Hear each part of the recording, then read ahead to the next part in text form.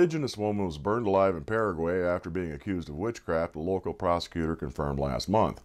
Prosecutor Fanny Aguilera said that members of the Mbaya Guarani ethnic group tied 45-year-old Adafino Ocampos to a wooden pole and shot arrows at her before they burned her alive. Ocampos was sentenced to death by the community's chief in Tahi, a village some 290 kilometers north of the capital, Ascension. The date of the killing was unclear. Aguilera has charged 9 men in the village with first-degree murder, and they have already acknowledged killing the woman. A report by the UN Refugee Agency estimates that thousands of people worldwide are accused of being witches every year. The UN says they are often abused, cast out from their families and communities, and sometimes killed. I've been working in Paraguay for 40 years, and I can't remember a similar episode of an execution for alleged sorcery, said Jose Zanardini, an Italian anthropologist and Catholic priest. The tragic death of this woman is isolated and out of the ordinary within the coexistence of Paraguay's 20 ethnic indigenous groups.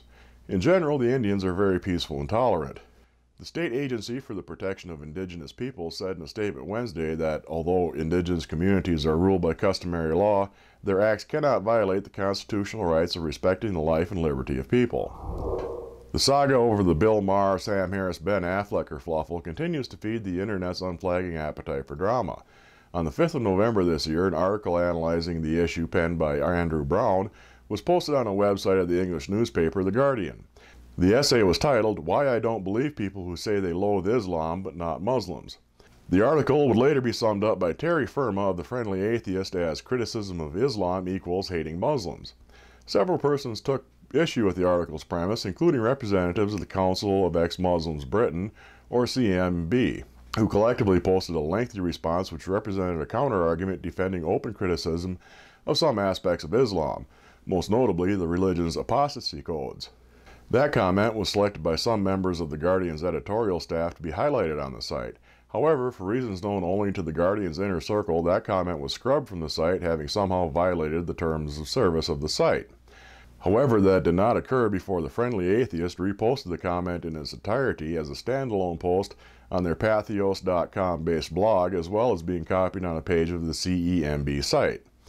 The CEMB complained to The Guardian that there were no rules in the terms of service, which the post obviously broke. Then a few days later, the post was reinstated without comment. A middle school in the Salem, Oregon area has barred church youth minister from volunteering as a lunchroom supervisor for the remainder of this school year, following accusations that he insulted an 8th grade atheist. That individual, Tim Safiels of Salem Heights Church, denies the charge, insisting that when questions about Jesus came up, he deferred the question to another child and a member of his congregation. He also denies having made specific insults against the teenage atheist, 14-year-old Shelby Conway, who claims that when she declared her atheism, Safiels told her that atheism is wrong, stupid, and evil, and suggested that she needs to attend church. Safiels insisted that this part of the exchange never occurred. However, the principal, Laura Perez, says banishment is still in effect because Safiels should have known to avoid the topic altogether. Said Perez, "To me there was a breach of trust there." A second student, 13-year-old Serena Kitely, corroborates Conway's version of events, insisting that Safiels actually went so far as to initiate a discussion of life after death. Defending her decision to exclude Safiels from lunchroom duties, Perez said, "I want to make sure that we're doing what we can to make sure that it doesn't happen again."